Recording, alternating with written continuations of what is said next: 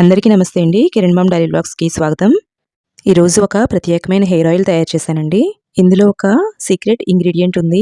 దీనిని మనం వంటల్లో కూడా వాడుకుంటాము. అంతేకాకుండా తలకి రాసుకున్న జుట్టు బాగా బలపడుతుందండి. ఈ హెయిర్ ఆయిల్ తయారు చేయడానికి కావాల్సినవేంటో చూద్దామండి. ముందుగా మెంతులు ఒక స్పూన్ తీసుకున్నాను. అలాగే చెంచా ఉసిరిపొడి అండి, ఎండబెట్టిన మందార పువ్వులు, కరివేపాకు, తులసాకులు, వేపాకులు అండి.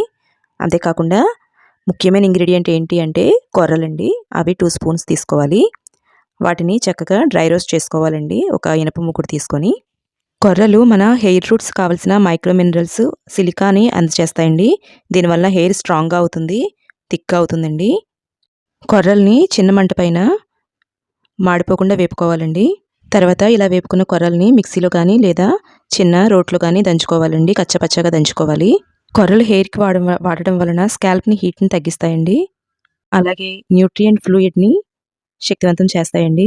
హెయిర్ ఫాలిసిల్స్ కూడా పోషణ అందుతుందన్నమాట. ఇన్ని ఉపయోగాలు ఉంటాయండి హెయిర్కి మనం కొర్రలు అనేది ఆయిల్ ద్వారా అందజేయడం ద్వారా. అయితే ఈ కొర్రలు అనేది మనం హెయిర్కి గ్రోత్ పెరగడం మాత్రమే కాదండి, చాలా ఉపయోగాలు అనేవి కొర్రల వలన ఉంటాయి మనకి.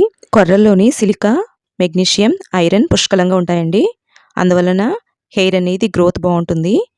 ఇంకా తర్వాత బాటమ్ కాస్త గా ఉన్న పాన్లోని మనం ఒక గ్లాసు కొబ్బరి నూనె, అలాగే ఒక గ్లాసు నువ్వుల నూనె తీసుకోవాలండి. తీసుకున్న తర్వాత మనం ముందుగా ఏవైతే ఎండబెట్టుకున్న ఈ మందార పువ్వులు, తులసాకులు, వేపాకులు, అలాగే కరివేపాకు, ఇవన్నీ ఒకదాని తర్వాత ఒకటి వేసుకోవాలండి. అదే మనం ఆయిల్ని బట్టి ఇవన్నీ తీసుకోవాలన్నమాట. నేను ఇవన్నీ కూడా కేవలం ఒక 20 ఆకులు తీసుకుని ఉంటానండి ఒక్కొక్కటి కూడా. అందుకని ఎక్కువగా తీసుకున్నట్లయితే మనకి ముందుగా తక్కువ చేసుకొని వాడుకోవాలండి ఎప్పుడు కూడా. ఒకవేళ మన హెయిర్కి బాగుంది, సూట్ అయింది అనుకున్నట్లయితే ఎక్కువ మోతాదులో తీసుకోవచ్చు. ఇంకా తర్వాత నురుగు చూస్తారు కదండి ఎలా వస్తుందో, ఇది నువ్వుల నూనె కలపడం వల్ల అనమాట. ఈ ఆయిల్ అనేది బాగా మనకి వేగిపోయింది.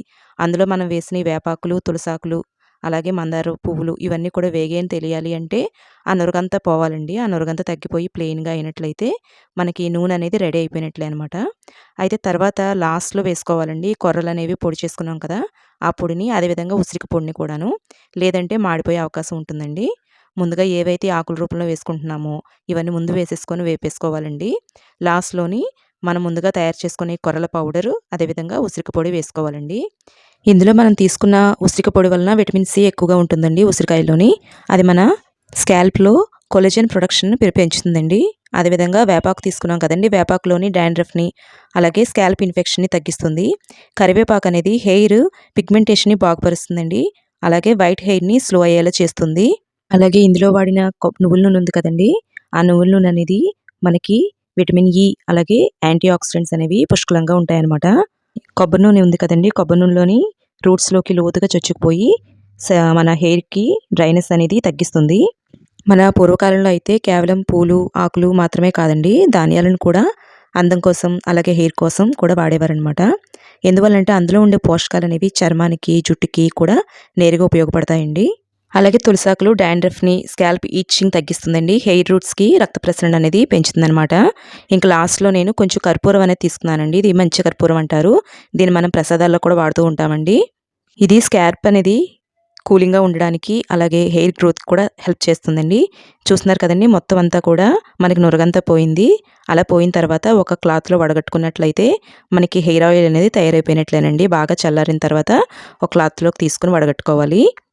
ఈ నూనెను వారానికి 2 సార్లు వాడుకోవాలండి. వాడిన తర్వాత 1-2 గంటల తర్వాత తలస్నానం చేస్తే సరిపోతుంది.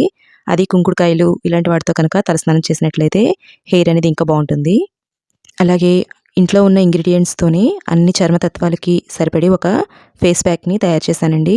అది కూడా ఎలా ఉంటుందనేది మీతో షేర్ చేస్తున్నాను. ఇది చాలా మంచిదండి. మనకన్నీ కూడా ఇంట్లో ఉండే ఇంగ్రీడియంట్సే అనమాట. చాలా ఈజీగా తయారు చేసుకోవచ్చు. ఇది ఏ శరీరతత్వానికైనా సరిపోతుంది. అదేవిధంగా ఏ కాలంలో అయినా వాడుకోవచ్చండి. ఎండాకాలమైనా, వర్షాకాలం, చలికాలం ఎప్పుడైనా సరిపోతుందనమాట. ఇందులోని కెమికల్స్ అనేవి ఏవి యూజ్ చేయట్లేదండి, అంతా న్యాచురల్ అనమాట. ఇంకా తర్వాత 2 స్పూన్స్ శనగపిండి తీసుకున్నానండి. అలాగే చిటికెడు పసుపు, అలాగే అర చెంచా తేనె అనేది తీసుకున్నాను. అదేవిధంగా 1 స్పూన్ పెరుగు తీసుకున్నానండి. కొంచెం మన దగ్గర రోజ్ వాటర్ ఉంటే కనుక రోజ్ వాటర్ అనేది కలుపుకోండి.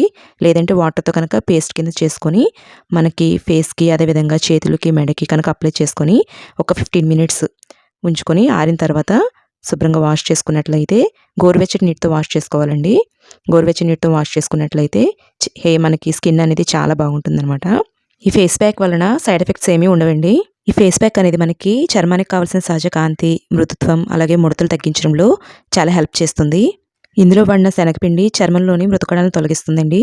పెరుగు చర్మానికి తేమను అందిస్తుంది, అలాగే మచ్చలను తగ్గిస్తుంది. తేనె సహజ మాయిశ్చరైజర్గా పనిచేస్తుందండి. పసుపు అనేది ఇన్ఫెక్షన్ తగ్గిస్తుంది.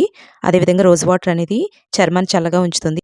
ఈ వీడియో గురించి మీ అభిప్రాయాలు కామెంట్ సెక్షన్లో తెలియచేయండి. థ్యాంక్ యూ అండి.